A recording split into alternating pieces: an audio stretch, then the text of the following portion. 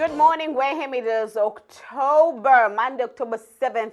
And as usual, we have a great show here for you. The news headlines, the weather report, and today in history. This morning, my interview with Tom O'Connell, founder and managing member of the Notus Group, discussing Level 2 casino and racing facility concept in Wareham. Also, find out what did Debbie do and learn about beautiful blessings. But first, I would like to take this moment to thank Not Your Average Antiques, an antique shop down Cranberry Highway in East Wareham, for donating the props that you see in the morning show. So stay tuned because the news headlines next, following up by the weather.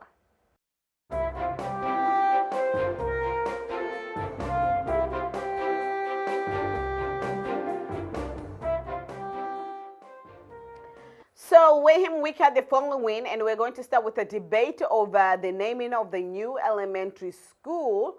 The debate continued on to Thursday night's school committee meeting as vote to name or rename the school Wareham Elementary failed. A warrant article for the Springtown meeting passed, and Dickus descendant Cindy Parola spoke passionately to the board. The new school will be located at the site of old Minot Forest Elementary School, and it will serve for both former Minot students and current John W. Dickus Elementary School students. The school's name is currently in question, as is the procedure for naming it. The committee did approve a warrant article which will include change to the name Wareham Elementary School for the Springtown meeting. And an estimated of 2,000 people streamed into Wareham Village on Saturday to sample food and drinks from local vendors, shop, and enjoy a perfect fall day for the first annual Fall Food Truck Festival. The festival was sponsored by both the Wareham and the Onset Village Association, and was their first major collaboration on an event. Although several food trucks pulled out shortly before the festival, Kat Jones and Tracy McGraw, the leaders of the two village associations, were pleased with the event. Take a look at what transpired. Man, I've been going hard, trying to make it up the boulevard. Find a way for me and my squad. Mama always said I was a star. Yeah, I've been going hard, trying to make it off the boulevard. Find a way for me and my squad. Yes, sir. Cause I wanna shine bright just like us. Okay. Well, the two associations have been around for a long time, but we've never really worked on an event together. And we were each separately thinking of doing a similar festival, and we thought, well, we should probably work on this together. Have you tried everything here so far? Oh my goodness, oh my goodness, oh my goodness. If it was up to me, wine and beer would have been my first bet, but I am working/volunteering, so I cannot do that. What I have been doing, however, is going around taking pictures, documenting this historical day of Wareham Village Association working together with the Onset Bay Association. It's historical, and we hope our collaboration, will produce even more better fruits in the future. So, Ryan, you're operating this today. What exactly is in this truck? We specialize in the old school, like ice cream trucks, the novelty ice creams, like all the things like the kids used to like when they were kids, I remember how much I liked it when I was a kid, getting an ice cream truck coming around the neighborhood. So, I own a fast lane transportation as my, main gig. And I wanted to create a business that I could kind of make some memories with my kids. So we actually started exactly a year ago. We just celebrated our 1 year with a ribbon cutting this past Monday. It's a family-owned business, a father and his two sons that started it up, tired of the other grind and wanted to start something new, and really put their all into it. They're an amazing family. I love working for them. I'm not a part of the family, but as we come out, we do anything from hardwood, carpet, tile, laminate, vinyl. We sand and refinish. Every consultation is free. We'll come out to measure and inspect and give exact pricing, and that's a little bit how we're different. So.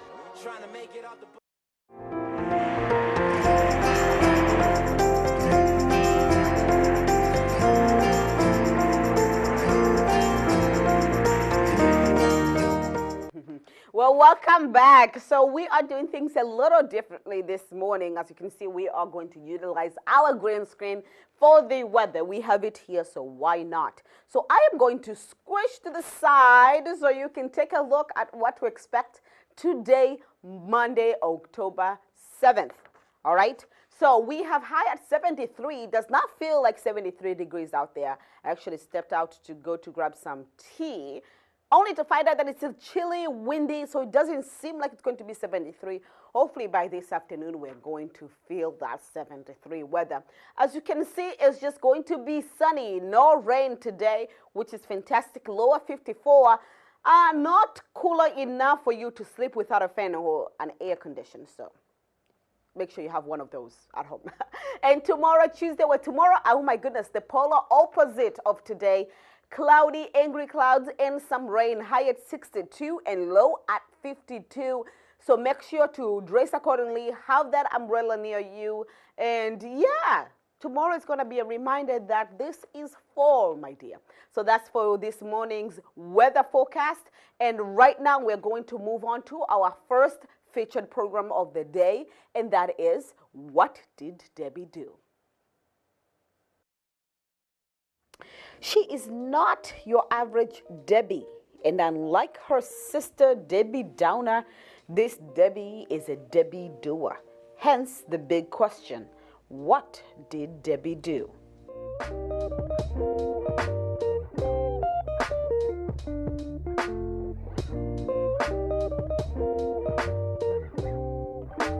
The business, what did Debbie do? I mean, there's possibility. Yep.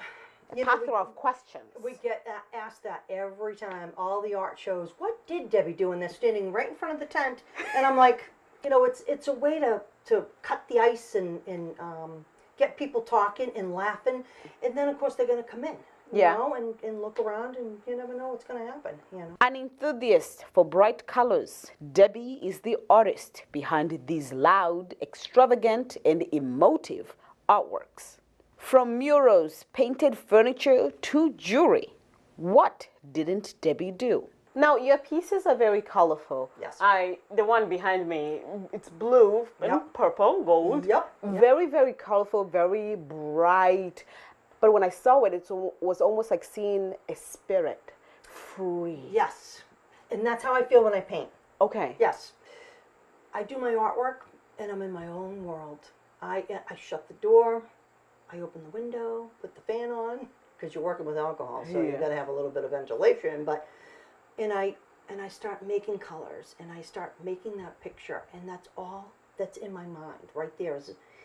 I'm just creating. She professionally started working as a full-time artist 3 years ago. However, her love for art is hereditary. Ever since I was little, I would sit and sketch and paint, and I did the whole Bob Ross thing, and I did the landscape. Like I said, I did a number of different things to see, what do I like? So I get your message. You want people to feel happy, and it's very important, especially, I do not want to just pinpoint to day and age, but with stress, whatever people are going through, it's always important to have a place, something to remind you that there is a brighter day. But what do you feel is your obligation as an artist? Oh, good question. My obligation, I think, is I want to make people happy. I want to bring color into their lives. I think I see people get happy. It makes me happy, and then I just go on from there. It's like my drug. It really. I don't do drugs, but when I see people, this is my drug, and to see people happy, it fulfills me. So, I guess that's what it is. Do you always use white canvases, or you also play with others? So, that's a good question too, because I do like the white. I love the negative space. I think it creates, it makes your eyes move around the whole painting, so you get the full effect. Now, for those who would come to your art shows, would see a beautiful piece, and they would say to themselves, geez, it's gorgeous, but I bet I can get a painting in Walmart, whatever, cheaper. How do you defend your price, your art? So, no one's actually ever said that to me before, but if they do, I say, go right ahead.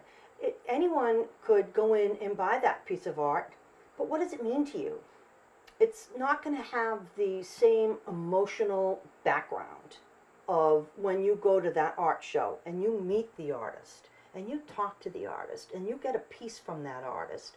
And it's a personal piece that, whether it's commissioned or not, it means something. It always reminds you of that day that you saw it and said, oh, that's beautiful. So I think it has more background than walking into a Walmart or a Home Goods and going, yeah, I like that. Let's get it and bring it home.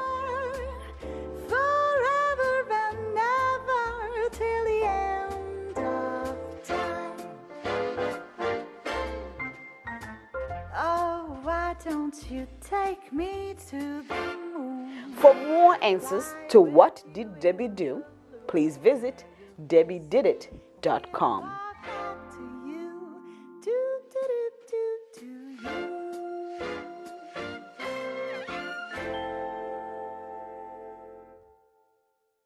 And now to our other featured program, we are going to take a look at beautiful blessings. We have to look at the world as it is. It is diverse. It is multicultural. And you want to empower all of those cultures. I don't think anybody should feel negligent or left out because of them not being of a particular race. I think that mindset needs to be discouraged. Every person is a beautiful blessing, and that message could not come so clearly than from my guest, the guest of honor, Miss Raven James, the creator of the Beautiful Blessings dolls. Welcome. Thank you. Hi.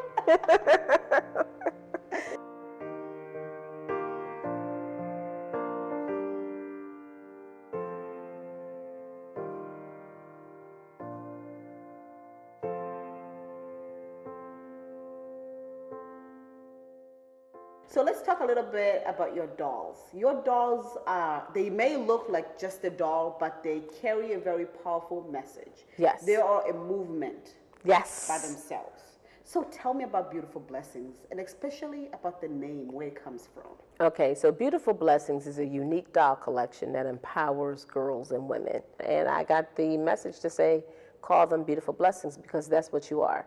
That's what women and girls are. They're beautiful blessings. So that's where that name came from. So what made you say, listen, I want to start, not only I want to purchase a doll, I want to make my own? Well, I'll talk about that. So growing up as a kid, I played with dolls all the time. I had all kinds of dolls. But my mother struggled finding black dolls. As I started buying dolls for kids and girls and my nieces and nephews, I still had a problem with the lack of diversity that was represented in the toy stores. And I was like, okay, this is the same stuff that was from 40, 50 years ago. And we still struggle with that. And I'm an adult woman, and I think that's crazy in this day and age with as diverse as cultures that we have in the United States and all over the world, that dolls need to represent every little girl. Every little girl should be able to see herself on the shelf. Okay, so you are able to give little girls a chance to see themselves in the shelf. But also, these dolls Adult are for women. women. So what do they see? Or why should they purchase these dolls? So each doll, the motivational message, I think, is what caters to the adult woman. Some women carry trauma, childhood issues into their adulthood. And because the women are who they are, the way they're shaped, the way they're built, what they edify, I think that's why adult women like them as well. It's with the names, and then who wouldn't like being called a beautiful blessing? The step towards the empowerment, self-realization, putting an accurate value on yourself is a long journey. Purchasing this doll seemed like one of the steps. When they purchase it, how do they continue on from there? Do you offer any words of advice? Yes, well, I would say, so as you purchase a doll, and as you purchase, if you purchase most of the dolls in the collection, every doll has its own distinctive message. So those different collector's items, and actually they're mirror cards, those different mirror cards, and my goal is that they look at that mirror card and look at the mirror and look themselves in the mirror and speak that message to themselves, tell them who they are. So I'm sure you're helping a lot of young women and older women, but how have these dolls helped you? Just the fact of the message, even the message has helped me. Sometimes, I'm creating the dolls, it's a reinforcement as to who I am as a woman. And even in this world where there's no one representing, there's not a lot of me in this space. So that can sometimes give you a different mindset. So as I design and create these dolls for other women, just the fact of doing that also inspires me as well. So for those who are watching this interview and they say, oh my goodness, I want the doll, how do they get in touch with you? You can go to my website, www.iamabeautifulblessing.com. And, if you Google Beautiful Blessings, you'll see a lot of different Beautiful Blessings dolls. You'll see a lot of information come up, but you can go to the website and there's even a contact form there to contact me. Well, thank you so much for joining us on this interview. You have heard from Ms. Ravine how to contact her if you feel that one of these dolls could be the accurate representation of you or your young one. And have a pleasant day. Bye. We are continuing on with a great program here this Monday morning. Right now we are going to take a break, and the break is we're going to take a look at a WCTV app. Today's cell phones are not only an extension of our arms, but a life tool. Hello, I am Maureen Farrington from Advantage Custom Apps. I am here today to talk about a certain app, a tool that will help you navigate your way through the Wareham community. The WCTV app places your local community in the palm of your hand. The app is a place where you will find local events, town meetings, local and school sports, community interest stories, compelling interviews, and most of all, the ability to shop local. Connect to the Wareham app by going to your web browser and typing in wctv.app. And then, once you bring up the web link, you have the opportunity of adding WCTV's app to your home screen. Once you download the app and save it to your home screen, you will then have the opportunity to, with the touch of a finger, hit the call button, which we call WCTV, the refer us button. You can refer the app to your friends and families. There's a Facebook share button if you'd like to put that on your Facebook page as well. And here is the menu tab. On the menu tab, we have YouTube videos, new program proposal, events that WCTV is hosting, a photo gallery, contact button, and can lead you right to their website. We also have a shop local tab. When you touch on that, you'll see the local businesses that you can frequent. Also, there's an About Us tab telling you some information about WCTV, their hours and directions. This here will take you right to their Facebook page.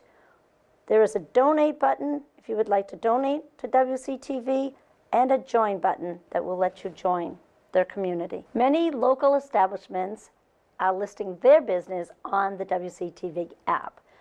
And you can too.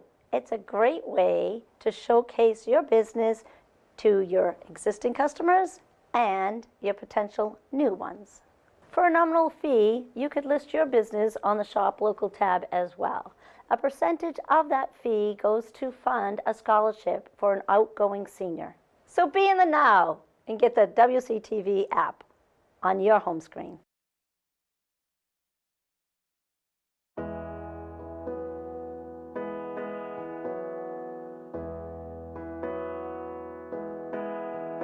If I make it to the heart of you, I will not go back.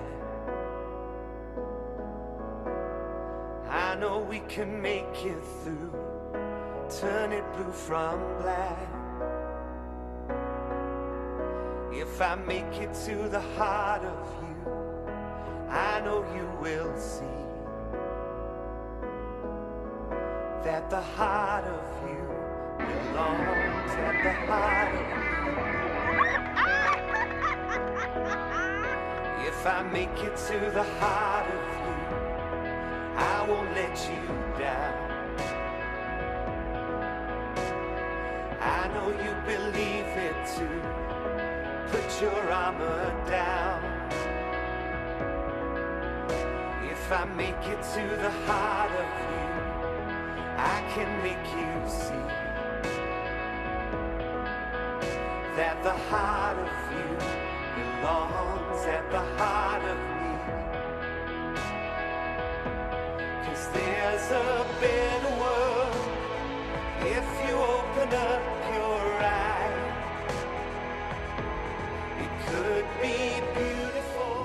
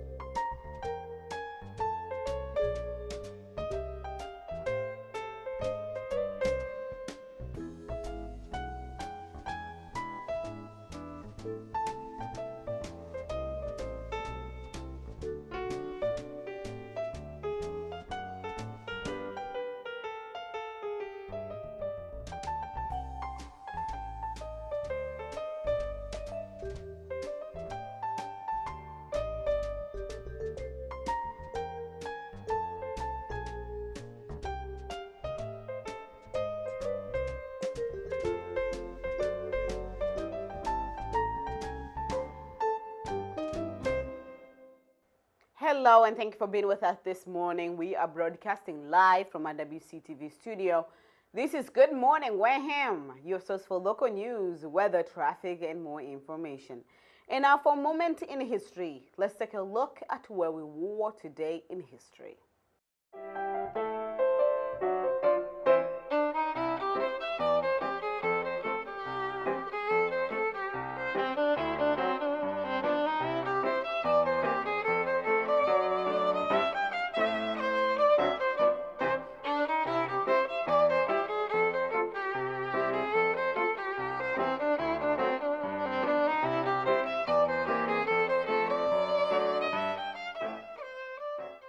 On this day in celebrity history, Arnold becomes the governor in 2003.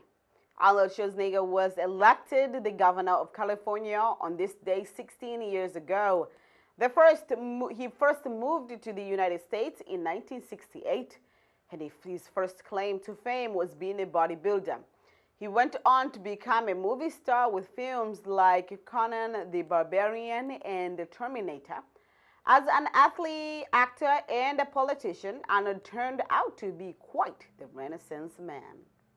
On this day in political history, Germany was split in 1949. Following the end of World War II, the Allies had to decide what happened to the land that made up Nazi Germany. The U.S., France, and Britain would set up the Federal Republic of Germany, or West German, while the Soviet Union would set up the Democratic Republic of Germany, or East Germany. East Germany would adopt the Soviet communist government while the West would take after the other Allies' capitalist government. East Germany would stay around for the length of the Cold War, merging with West Germany in 1990. Today in American history, the United States begins attacks on Afghanistan in 2001. Following the events of 9/11, the United States, with the help of allies like France, the United Kingdom, Germany, Australia, and Canada, was attacking land occupied by the Taliban. Their most sought-after target was, of course, the elusive leader Osama bin Laden. It would take until 2011, 10 whole years, for the United States to finally take bin Laden out. For today's birthday shout-out goes to Niels Bohr. Born in 1885, the Danish psychiatrist won the Nobel Peace Prize in 1922 by helping further our knowledge of quantum physics and chemistry. And that is all for today in the history segment. To learn more cool historical facts, you can go online under history.com. The coffee segment is next, but first, let's take a look at our wild friends. An episode of Dr. Dolittle in real life. This is wildlife care at New England Wildlife Center. These are the most disenfranchised animals that veterinarians care for. Established in 1983, its headquarters in South Weymouth to its recently acquired branch on Cape Cod, this nonprofit sees a wide range of patients. There's 225 different species of wild animals that come to us, and there's about 150, 175 different species of non-traditional pets. Even without insurance, these patients receive a comprehensive health care. Each animal gets its own individual chart, medical chart, and they get tracked day by day. Everything from x-rays, blood work, to a special diet. I bet they are so grateful. How grateful are they? They're not very grateful at all. Our patients are not grateful. I mean, our patients want to be free. You know, it's like girls want to have fun. Wild animals want to be free. Like this bunny who had a tibia fracture. Today, he gets released. So the goal is for a wild animal to be released back into the wild, it needs to be self-sustainable. So that means it has to be able to find its own food, has to be able to escape danger, has to be able to find protection. The majority of patients here are victims of human actions. I would say 25% of our animals come in because they have lead poisoning. Probably 20% come in because they have rodenticide poisoning. So these are the after effects of the impact that people have had on these animals. With that said, the mission here is simple. Our goal and our mission is to be a safety net and to be a safe haven for sick, injured, and orphan wildlife in Massachusetts. We don't feel that we are good enough biologists to decide what animals are important and which animals are not important. In other words, this is a good thing we're doing. We're trying to make these animals have a second chance. Any animal that doesn't come here is probably going to die in the wild. You know, it's either going to be eaten by somebody else, which is part of the natural cycles, or it's going to just lie and suffer until it passes away. Like this harrowing story of a mama possum brought in with a split jaw from being hit by a car. Police brought him in and he had a fractured jaw. Essentially right down the center of his jaw had split and separated. Only to find out that he was a she, carrying 9 extra patients inside her pouch. And they were so small at that point, Dr. Patel devised a way that she could actually wire the jaw shut. Now, this is not something we've ever done before with a possum, meaning that we had to really closely monitor to make sure the babies were still feeding, everyone was healthy, it wasn't overtaxing on mom. But she did really, really well. And actually the feeding tube came out a few days ago, earlier than we expected. Mom is eating her on her own with this piece of wire in there, self-feeding no problem, and all 9 babies have managed to stay attached and are growing every single day. And the miracles do not stop there. Take the story of this Canadian goose. This goose was not having a successful existence with humans. You know, living around humans was not going well for this goose. Animal control had been tracking this elusive goose, a victim of a crime. It was found that he also had gunshot inside of him. He also was suffering from lead poisoning. And he actually died on the table, then was resuscitated, and then had a second operation, died on the table, was resuscitated. This was an amazing goose. And he was released back to the wild about 2 months later, which was incredible. Incredible, because survival odds are poor. Of the wild animals that we treat, 50% at best, 50% of them will make it back to the wild. 50% are going to die in the process. They're either going to be deliberately euthanized because they're carrying a disease that we don't want to spread to people or to other animals, or they have an injury that we just can't treat. There are also budget and infrastructure factors that threaten wildlife mortality. We have denied treatment of wild animals for both a lack of funding, but also a lack of stamina, also a lack of space. Like right this very minute in this building, we have 55 raccoons.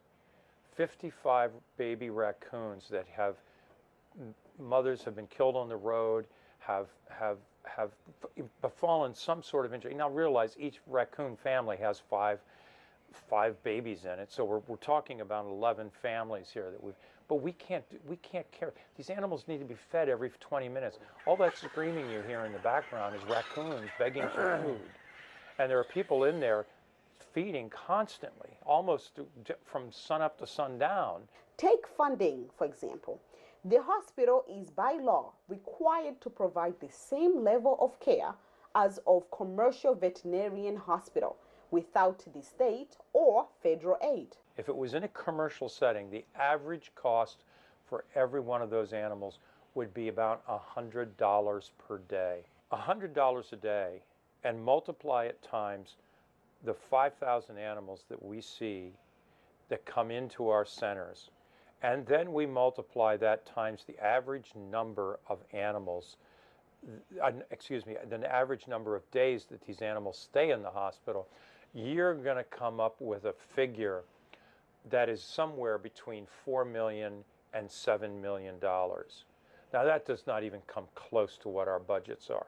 We are bound and constricted by how much funding we can raise. And I would say, you know, it caps how many animals we can treat. It also has this, there's always an edge to, okay, will we make it till next year? Will we make it to the following year? You know, because nothing is guaranteed. What's your understanding to why wildlife care isn't receiving funding? Everybody thinks it should be funded, but nobody wants to fund it. Caring for wildlife seems a little bit off-center because we're caring for something that doesn't directly impact us. But the problem is it does impact us. The health of the environment and the health of the habitats we're living on is going to reflect in the health of who we are as people. The uncertainty looming around funding comes as the need soars. The need for veterinary care and rehabilitative care for wildlife continues to grow. Every year there's more and more because encroachment on the land is more and more, and they were here first. So the more we cut down trees, the more we disturb habitat, the more we introduce chemicals, the more that wildlife need from us. The hospital tries to supplement its funding through their Odd Pet Vet program.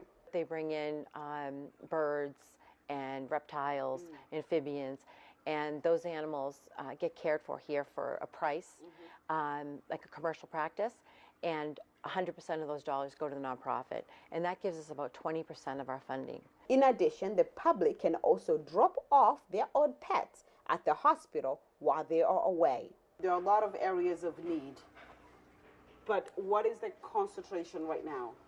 That's a great question, because it's everything. I would say, though, that right now, the biggest thing we need in fundraising is individual donors. As for now, the hospital's most valuable resource is its volunteers. He still thinks he's eating. Oh! Yeah. Oh, goodness. Once more. Through its community approach efforts, the hospital works to bridge the gap between the community and nature. We can't read about it in a book. We can't stay in and watch it on television. We have to be able to have safe contact, not unsafe contact. Safe contact with the wild is introduced here through the wide range of classes, internships, and community service opportunities that are offered to all. Howard told me to save the extra food out until the photography people get here. Oh, okay. Gotcha. All right, now what kind of turtles are these guys? So those are also diamondback terrapins. All right, that's the same thing as what we saw in the other room. New England Wildlife Center's doors are open here in South Weymouth or on Cape Cod. Come and get acquainted with your wild neighbors. And learn about the animals from their backyard, learn about the wildlife that lives in our area. And they get to work right alongside of us with professional veterinarians and veterinary technicians and rehabilitators so that they are able to bring those animals back to the wild. Well, welcome back. So now we're going to move on to our coffee segment, and this particular conversation is with Tom O'Connell, the founder and the manager of the Notice Group, discussing the possible casino, level 2 casino in the racetrack right here in Wareham. So take a look. Well, welcome back. As promised, Mr. Tom O'Connell is in the studio. He is the founder and managing member of the Notice Group. He's here to talk about a concept, a casino proposal in Wareham. Thank you for being here this morning. Good morning, Queen. Thank you for inviting me. Thank you for saying yes. Anyhow, so when we were talking, before even the cameras were on us, you mentioned that this is just a concept. This is so early on the stage, right? We cannot get into the specifics. We can only talk about the broader picture. I think it's important to recognize the fact that it is very, very early in the process. And a number of things will have to happen in order for this to even be possible. So it's the beginning of a dialogue, and that's one reason why I think it's great to take some questions, and it's great to have these meetings. And people should have the opportunity to ask any questions that come up. Fantastic. So let's talk about the concept. What it is, what you presented to the selectmen. What are you pitching here? So our concept is based on a thoroughbred racetrack concept. That is really the anchor. That is really the hub of the program. So we are talking about a full 1 mile thoroughbred racetrack. And again, that's kind of the center and feature of the development. So what comes along with that is stables for up to 500 horses, an equine health facility, and a legitimate 1 mile racetrack, which, you know, you hear about thoroughbred racing, sometimes people try to do it on a smaller track. I want to make this would be something that would hopefully save thoroughbred horse racing in the Commonwealth and not just be a Band-Aid for the industry. Beyond that, we are talking about having a Category 2 level license as far as the casino questions go, not a Category 1, and that's a very important distinction to make. And we can talk more about that. I think we should. Beyond that, there's a baseball field for the gatemen. We met with Tom Gay from the Cape Cod Baseball League. They've been playing behind the high school, as you know, for many years. And I think it would be a wonderful thing for the Cape Cod Baseball League, in particular the gatemen, to have this beautiful new field to play on. The program goes on to include a 171-key hotel. There would be restaurants. There would be a small entertainment facility. So I think as you hear the project being described, you can get the sense of kind of a sports-oriented destination. So it is large in scale. It truly is a regional economic development plan. And one very, very important feature is an interchange. The land is located right on Route 25.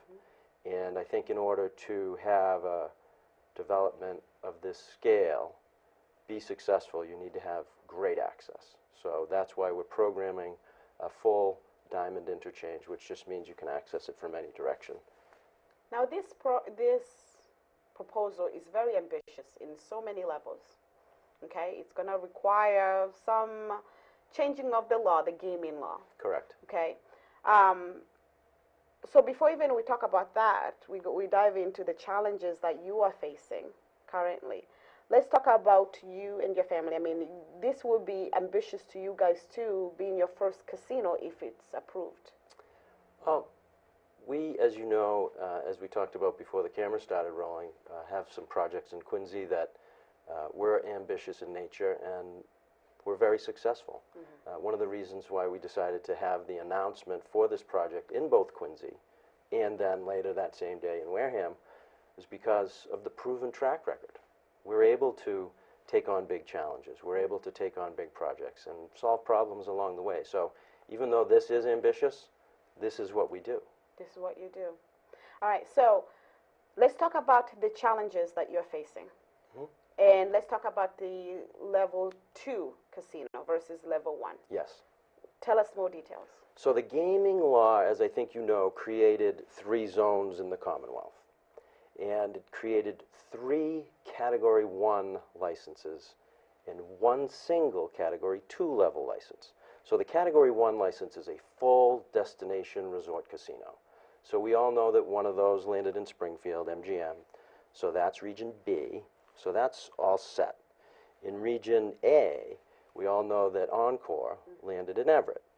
And we also know that the 1 single Category 2 level license, which means 1,250 electronic games, landed in Plainville, so Plain Ridge Park. Basically, Region C has been left. And even though the Gaming Commission opened up Region C for a competition, they only had 1 applicant, and that was denied in 2016, and they petitioned for reconsideration, and just a month ago the Gaming Commission, with finality, denied that motion for reconsideration. So Region C, which is the southeast region, really will not benefit from the gaming law unless the legislature recognizes current market conditions and takes a look at that Category 1 license, and does that really make sense in Region C? It doesn't. It really doesn't, because of the location of Plain Ridge Park and Encore. If you had a map here, I'd point to Region C, which again is Plymouth County and Barnstable County and Bristol County and Dukes County, so think like Brockton South. If someone came along, Queen, and gave you $1 billion to try to find a location for a Category 1 casino, in Region C, I don't think you'd be able to do it. And I say that because no matter where you go in Region C, you can't find a location that won't significantly cannibalize and destabilize the existing license holders. So you'd never want to build a full destination resort casino in a town in Region C knowing that you're just going to take business away from Plain Ridge Park and Encore. It doesn't make sense from the Commonwealth standpoint to do that. It doesn't make sense from the Gaming Commission's position. Their mandate, as you probably read, is to create robust, long-term, sustained tax revenue from gaming. So they're never going to look at a Category 1 license and place it somewhere where it's going to cause havoc in the industry. So that's why I think the legislature should take the Gifford bill that has been submitted and recognize current market conditions and give the Gaming Commission the discretion to right-size a license if that makes the most sense. Let's have them open up Region C for a fair, open, highly competitive process. So I know I'm enthusiastically telling you all the details here. So there's this first hurdle, which is the legislative one, which gives nothing to us specifically. It only gives something to Region C, the southeast region. It gives the southeast region the opportunity to gain and benefit from the gaming legislation. And without that, nothing will happen. Because no one's going to come in with a Category 1 license, in my opinion, and overcome the economics and common sense of being able to be in a place that doesn't destabilize the existing license holders. So we think it's a more elegant solution to give the Gaming Commission this discretion and authority to right-size a license. If someone has a Category 1 idea, I think they should be able to apply. But if people have Category 2 ideas, like our idea here in Wareham, I think they should have the opportunity to present their plans as well. Okay. Well, you have some support. You have some local support on your back, helping you, listening to you. Okay. What you're saying makes sense to them. So once this hurdle is resolved, then it's open. Then it's no longer just you. Other people can come and compete. Absolutely. In fact, it was, I think, falsely reported initially in the press that I was trying to get this directed to us. It was exactly wrong to say that, because we're actually willing to compete, and I think, in fact, the ones that are calling for this competition. But you make a really good point.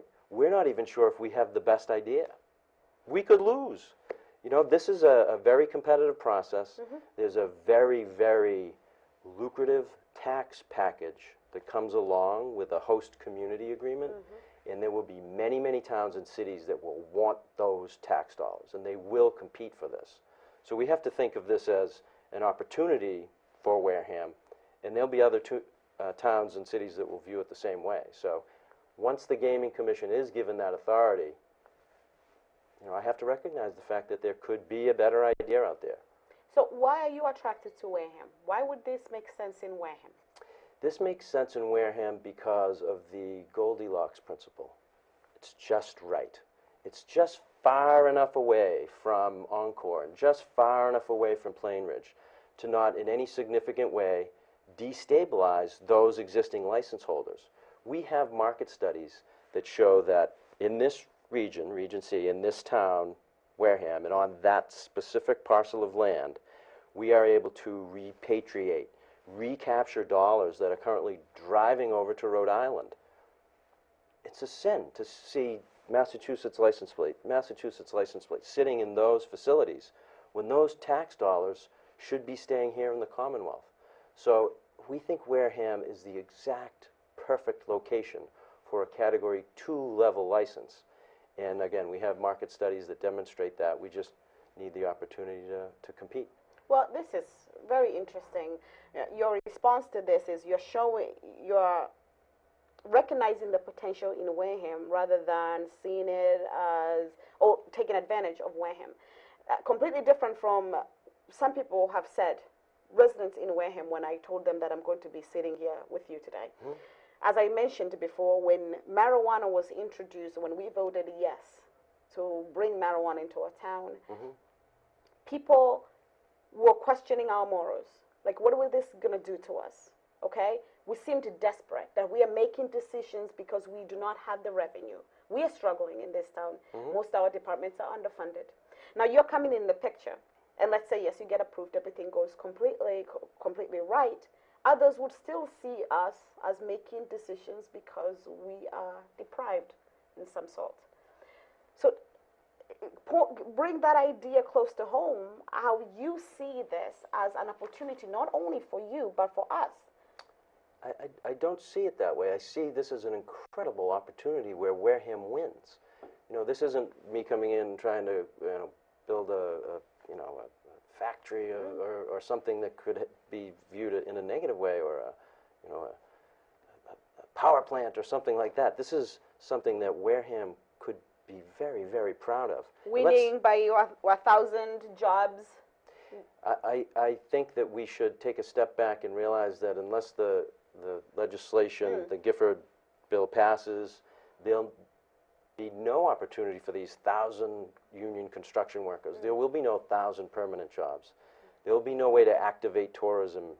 This is something that can be very, very positive for Wareham. That's why I just hop in my car in Quincy and drive here. I'm not flying in from out of town to take this meeting and sit here with you, Queen.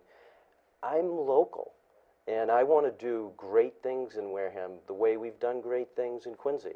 And I'd invite you to take this show on the road and come visit us in Quincy, and we can walk you around some of our facilities, because kind of that's where the rubber meets the road.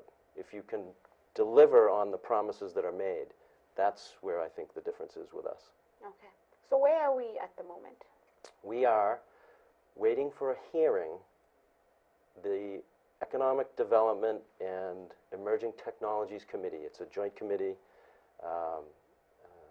Lesser and Ferrante, so Senator Lesser and Representative Ferrante are the co-chairs of that committee, and it's a public hearing, and we will have an opportunity to go in and talk about the Gifford bill, and obviously Representative Gifford will be there. And I think it's important to recognize that that in and of itself is a separate process. You could actually support that, which is really focused on Region C, the Southeast region alone, and not necessarily support this project initially. And we even have a press release that's going out today, which you'll be the first to read about. The owner of Mayflower Brewing is making a statement. He's very, very positive about the Gifford bill. He thinks that the Southeast region shouldn't be ignored, but he's very smart, and he really is. He says he's intrigued about our project. So what he's saying is, I think, don't leave Region C behind. Region C should benefit from the gaming legislation. And then let's see about this plan in Wareham, and let's see about the other plans. Because there's, what, 52 communities in the Southeast region, so everyone should have an opportunity to compete. Now, some of the concerns that people pointed out was issues with horse track racing, animal cruelty. Yes. How do you address those? Great questions, and it was one of the very, very first things that we thought about. We didn't hold back at all in bringing in the best experts in the industry. You have to remember, we have the benefit of a new construction project here, so this will have state-of-the-art technology, and it will be a state-of-the-art construction project. But beyond that, we actually hired Dr. Durenberger, who works, she's a vet, and she's a really world-renowned expert. She's the leading examining vet for NYRA, for example, the New York Racing Authority. And she has come in and she's helped us come up with initial programs. This would be the safest facility. There would be an equine health facility as part of our program. We even went so far as to hire a specialized architect, GH2, to design the barns, because even the way the horse stables are laid out and organized, there's an art to it. There's a way to do it right, and we want to make sure that we have the safest facility in America. Okay. So if we still are waiting for the law to be changed, you guys are kind of way early on in the stage, right? Because you already proposed your ideas, and will those ideas change if the law is passed? Well, we think that we have the program very well evolved. We've spent a lot of time with this nearly 300-acre parcel and moving the pieces around, and we know where things fit. We've studied the land extensively, so we know all about the moth habitats, and we know where the wetlands are, and we know where the vernal pools are, and we know what the soil conditions are, and we've had the land surveyed. You never want to have a surprise later on down the road and find out that you didn't understand a certain component or habitat on the land.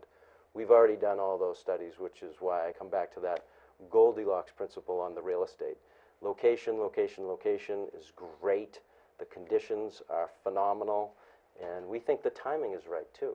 Why the timing is right? The timing is right because of the way the gaming law was applied and the way the current license holders were placed.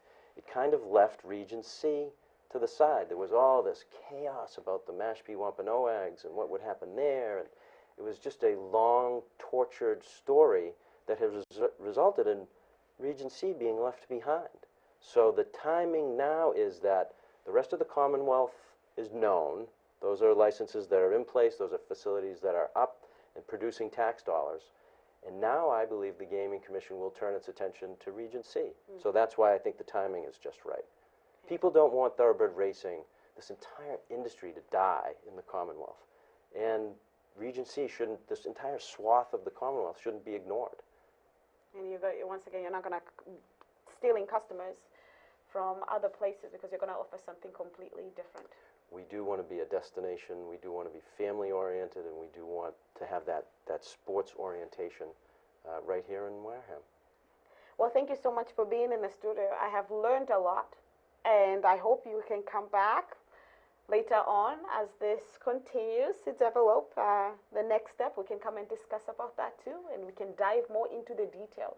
I appreciate the opportunity to be here with you, Queen. This is wonderful. We think it's an opportunity for Wareham to win, and we'd like to be part of it. Fantastic. Thank you very much.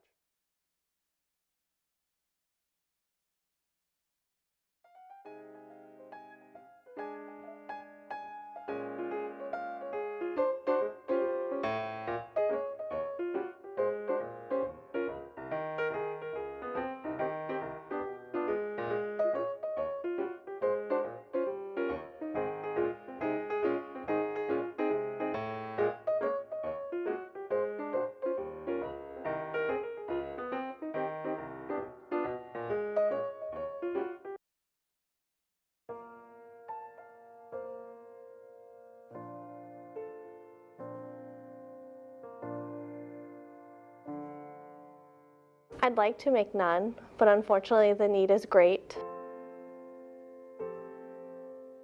Pregnancy loss, miscarriage, stillbirth is a very taboo subject, so anything we can do to help raise awareness, and so that way families know that they're not alone, they don't have to grieve alone, they don't have to walk this path by themselves, and that there's many of us out there.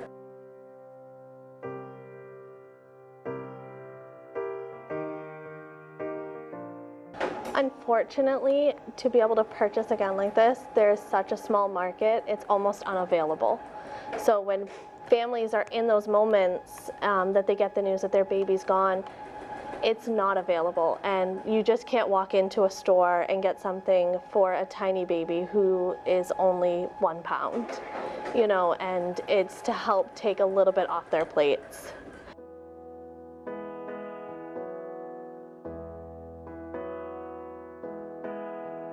If I make it to the heart of you, I will not go back. I know we can make it through, turn it blue from black. If I make it to the heart of you. One dress helps a family, and that's all we can ask for, is to be able to help that one family in their darkest days. Because it's their first and last moments with their families. It is the only time the families are going to get with their babies. They're not getting first days, they're not getting wedding days, they're not getting those monumental events. This is all they get, and each baby deserves to be dressed as any baby would, you know, and to have those beautiful moments, because it's all the family are going to have. If I make it to the heart of you, I can make it. I will take any volunteer, anyone of any skill level. We can find a chore. You can come and cut and trace. You can sew if you can. You know, you can help organize dresses, iron. There's always something for any skill level if anyone is willing to donate their time. It could be beautiful. Let go of your old disguise. If I make it to the heart of you, I will make you see that the heart of you belongs at the heart of me. That the heart of you belongs at the heart of me. At the heart of me.